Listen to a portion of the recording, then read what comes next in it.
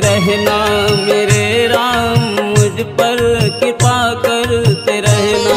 तेरे भक्ति के सहारे, तेरे भक्ति के सहारे हमें जिंदगी है जीना।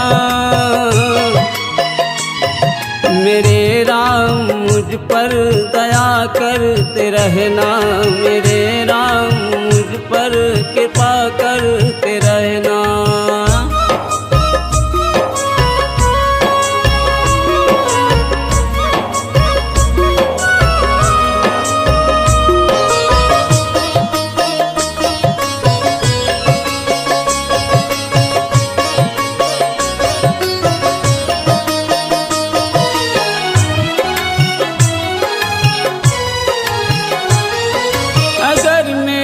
राम तू सहारा न देता तो दुनिया में कोई हमारा न होता।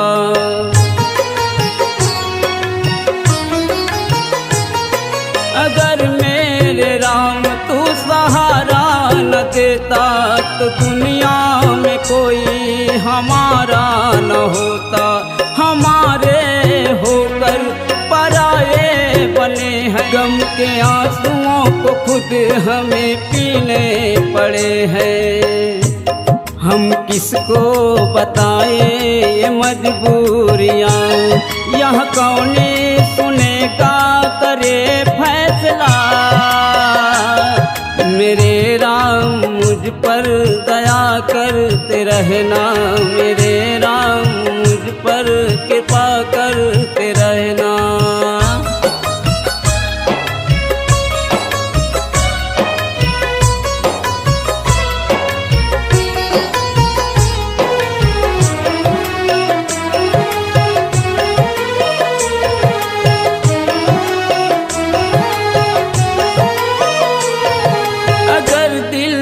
खाई है धोखे मेरे राम तो खाने की ऐसी आदत सी है राम।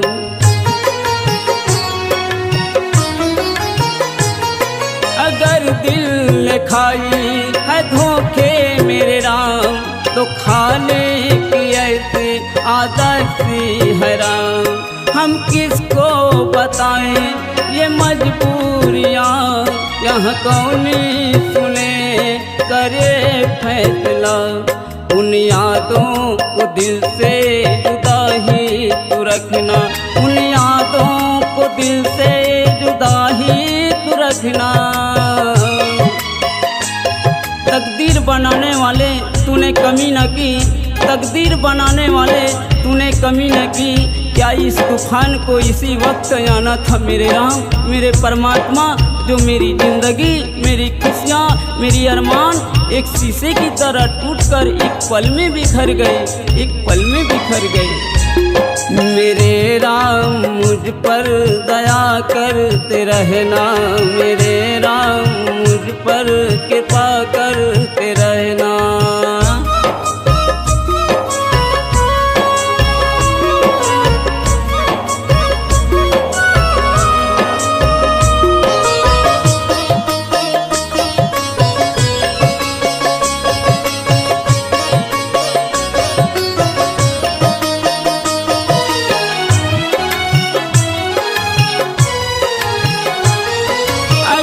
चांद में उजाला न होती तो मैं भी न होता, मेरा साया न होती।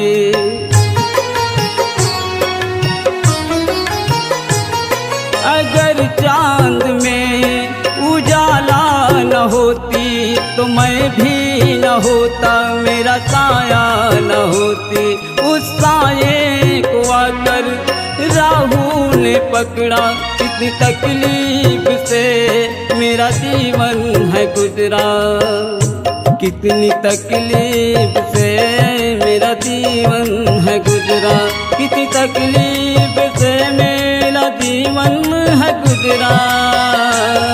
मेरे राम मुझ पर दया करते रहना, मेरे राम मुझ पर कृपा करते रहना।